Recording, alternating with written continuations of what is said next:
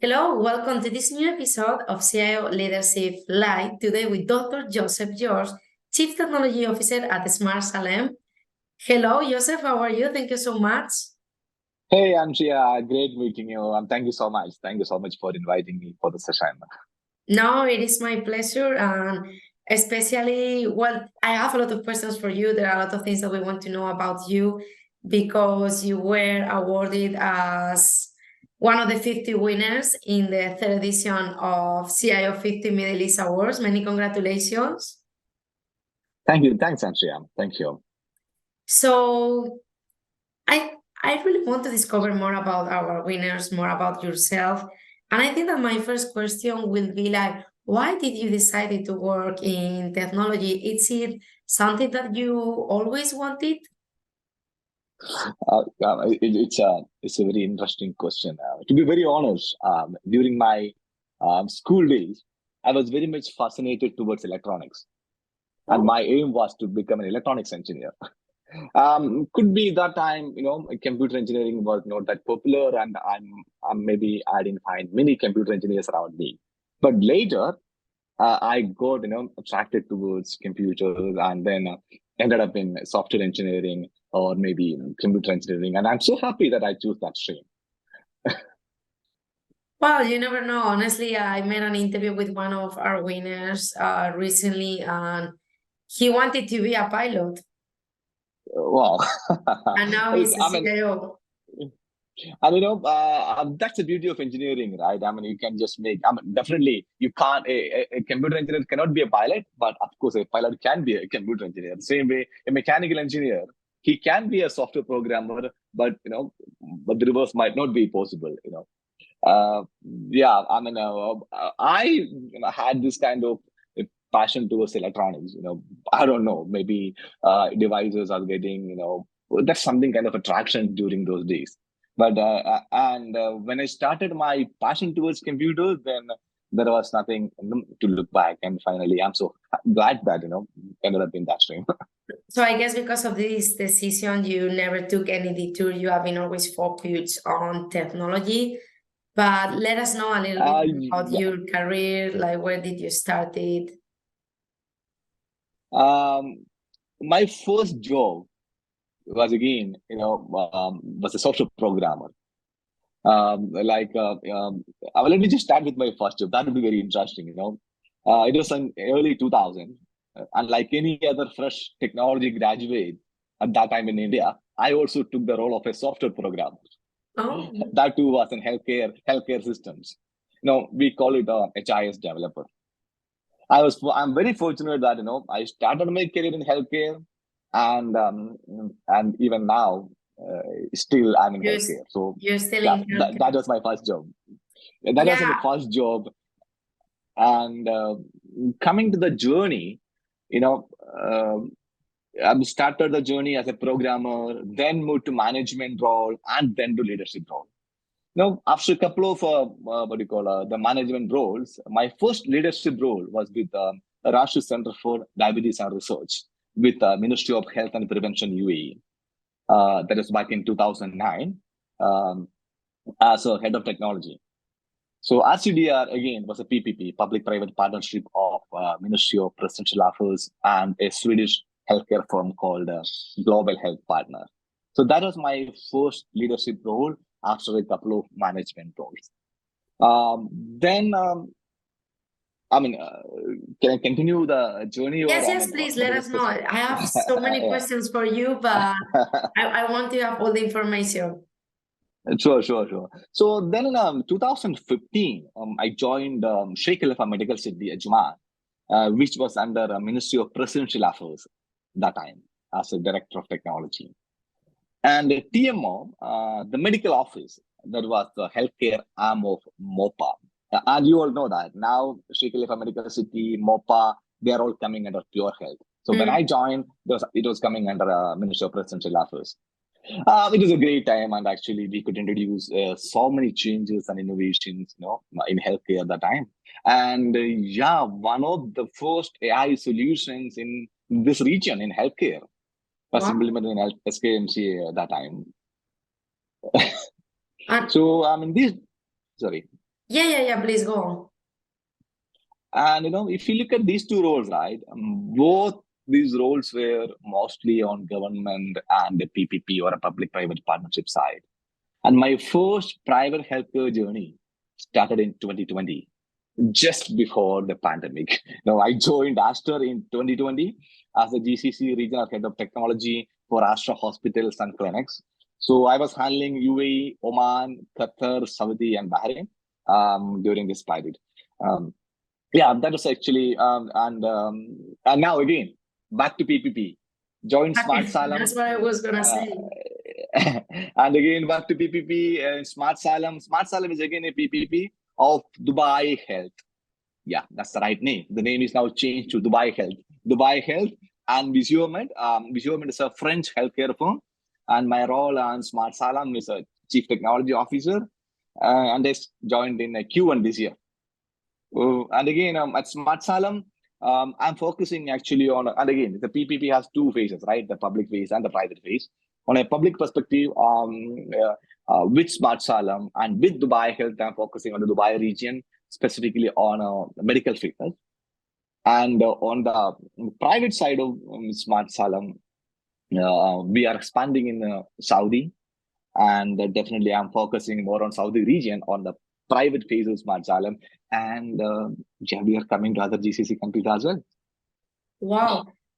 I met you before and I always checked LinkedIn profile of the person with whom I'm going to speak to. But you told us a lot of things that maybe we don't know about you when you started in healthcare in India. When I met you, you were in Aster DN. I didn't know all of this, background in the early 20s in the healthcare sector. So I wanted to ask you, like, how do you think your background in Aster DM helped you and support you in your new role? And do you think that it was beneficial for you for a while to change from the public sector to the private, to have, to be more open-minded, to know what is going on, not only in the public sector, also in the private? You think that helped you in your new role at Smart Salem? It's a very good question, and I really would like to say, Astra has a very special place in my heart and even in my career path. No, it was a multi-regional experience, and I could work with almost all GCC healthcare regulators during my Astra time. And during So COVID. and during COVID, yeah, of course. And I could develop a lot of different perspectives and different views during Astra time. No, my previous roles were mostly on PPP and government, but Astra was my first private healthcare environment. Astra is really an ocean of learnings and experiences. There is no doubt about it. And in Smart Salem, we are especially in wellness spectrum. I'm not in illness. And I got exposure to GCC region from Astra only. So now, as I told, we are expanding to GCC region, and the knowledge and the experience what I gained from Aster on GCC, actually I'm utilizing that for Smart Salem's expansion. That's very true. And to be very honest, if you ask one thing, we should not miss actually. If you ask any healthcare CIO on a technology, for sure he will say, or he will touch base on one specific term called RCM, Revenue Cycle Management. So for most of them, it's a pain or an achievement. I got a whole lot of different dimensions and different perspectives on RCM from Aster. What are your top priorities as a CTO? Yeah, straight to the point. I mean, if you ask this question to anyone, the answers are almost same, right? So straight to the point, cybersecurity and a sustainable technology environment. And a customer engagement, more engagement with customer or empowering the customer or satisfaction. So these are the three main priorities which I have penciled down for the year. The first two things, right? Cybersecurity and sustainable. These are very common with any CIO. That's a priority. But for the third point, the customer engagement and satisfaction, um, this has a different level of magnitude at Smart Salem. Now, the reason why I'm saying, Yeah, no, please, this is super interesting. the reason why I'm saying, the customer satisfaction is one of the key priority, or empowering the customer is higher priority in Smart Salem. Turnaround time and the customer satisfactions are always tightly coupled. Smart Salem is into medical fitness. We are offering premium medical fitness service. At every stage of the customer journey, we are ensuring at more satisfaction. So I'll give you some kind of statistics. If you are coming to Smart Salem for your medical fitness, if you are a new visa, or let us say, if you are a renewal visa, you are not going to spend more than 6 minutes in the clinic.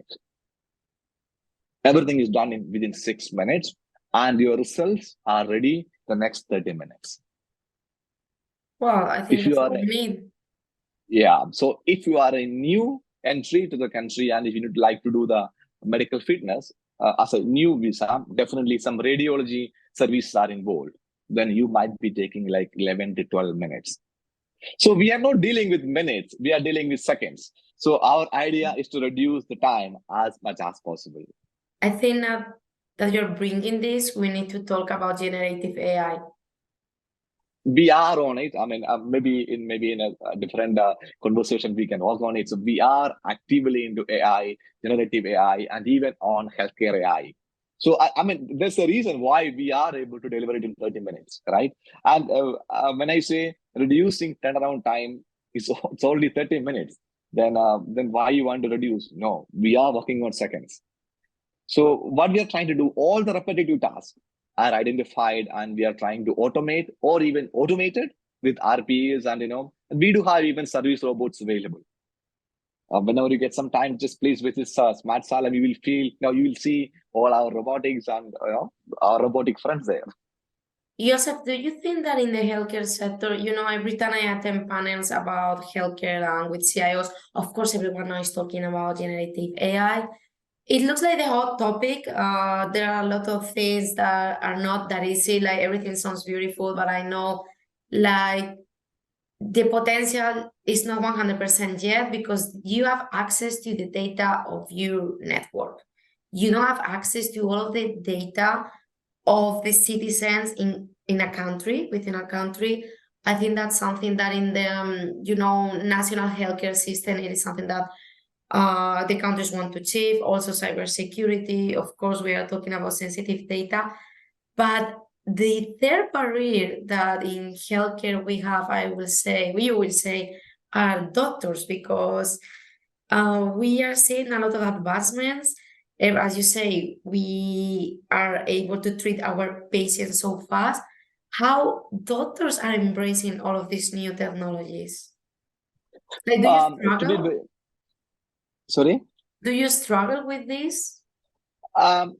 See, healthcare is a sector, I should say, till pandemic, healthcare was very resistant to adopt the technologies, right?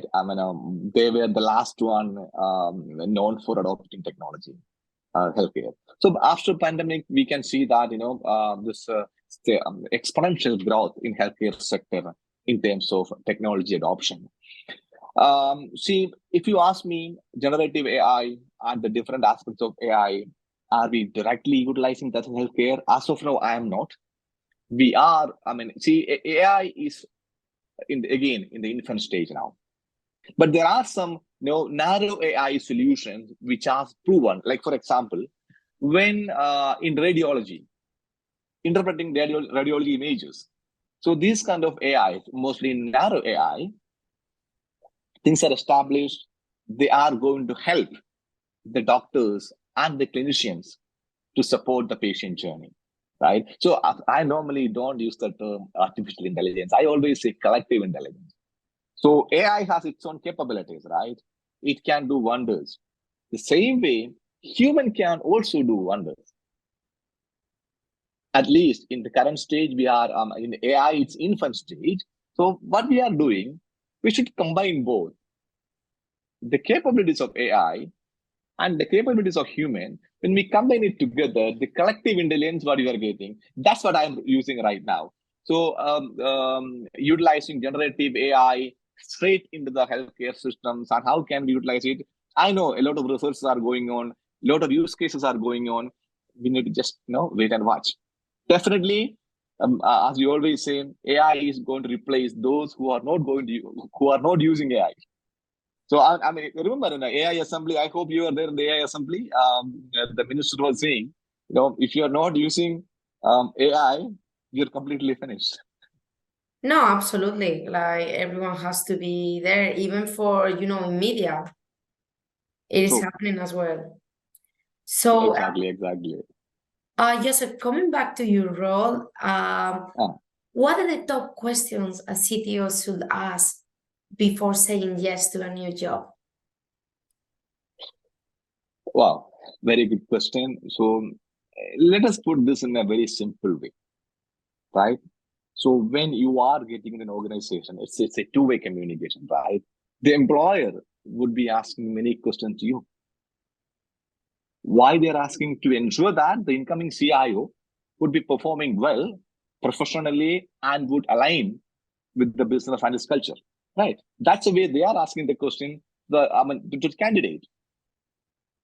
The same way the CIO is going to utilize his reputation and his experience for sure, and he will be using it to deliver, the expected things from the employer. So it's a promise. You are accepting a lot of responsibility, and at the same time, it is risky, right? Because you are coming out from a comfort zone, you are well established, you are a CIO, or maybe next to a CIO, you are in your comfort zone, you are trying, maybe you are going to accept Can a you be role. in the comfort zone as a CIO? Yeah, maybe that's a wrong wording, but yeah, that could be a wrong. But when I say comfort zone, I mean like you are established. Yes, You are established. That's You are true. established in a role. I mean, no role is comfort. Definitely, yeah, that's true. I mean, you are established and you are trying to make your next jump. So in that case, you have to ask a lot of questions to yourself and to the employer in terms of A, the business, B, the technology, and C, definitely on personal growth perspective as well. Like, for a CIO, all these three dimensions, like business, technology, and definitely the personal growth, I mean, all these are very important. All these three dimensions. In current era, the CIOs are not merely a technology leader, right? They are more on business leadership than on technology leadership. So I would say 70% business and 30% technology. That is a CIO, or at least 60-40. When So I CIOs, ask how the CIO role have changed, I always say CIOs are no longer tech leaders, they are business leaders. that's very true. That's very true. And now CIOs are increasingly involved in business decisions and strategy. There's no doubt about it. So that's why I was telling CIOs are like 70% business and 30% technology. I mean, Joseph, what are your priorities for this year? this year, as I told you, my priority is one of the priorities, basically the the cyber security and the sustainable technology. Third one, as I told you, I really want to make our environment like a 5-star retail luxury like health environment. Wow. So that means I really want to give the luxury 5-star atmosphere to our customers, and and the limited turnaround time. And again, I mean, actually, we didn't complete our question on the previous role. What are the questions to be asked? It's very, very, a lot of debates were going on what we should ask, as a CIO before accepting. I really would ask, I mean, maybe from my research and on again, what I did, definitely we have to ask a couple of questions like, is IT an equal business partner? Or the organization is treating IT like a department? So, or are you maybe, is the CIO name is just like a title? And if the board Are you members are involved. board members Yeah, are involved also in the TED's decisions. yeah, or I mean, see, CIO cannot be treated as a head of IT department. No, it's more actually, right? So that's something which we need to get from the organization. What kind of perspective the organization has, in terms of CIOs? Is it going to be like, just a technology leader or business leader? That's something very important. I know a couple of incidents. There are a couple of CIOs, they rejected their offer once they came to know about organization and what sort of approach they gave to or the CIOs.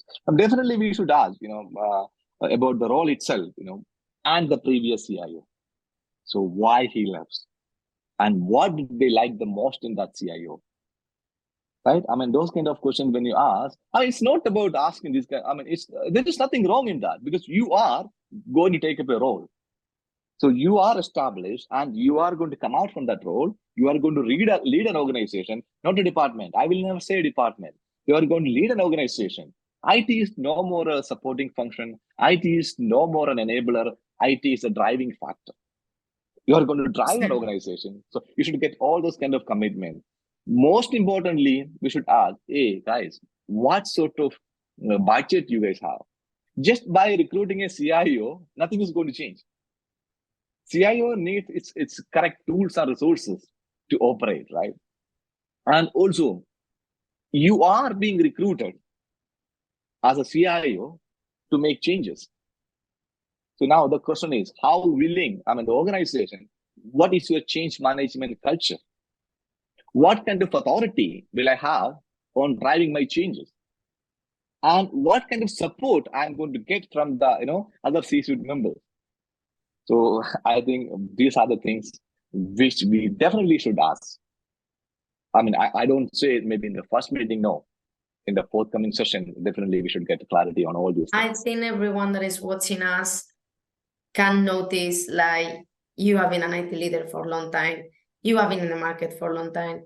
You are an expert in the healthcare. So I think it is amazing that you are sharing all of this insight with us. It will help for sure IT leaders, our readers, but also IT leaders who work in the healthcare sector.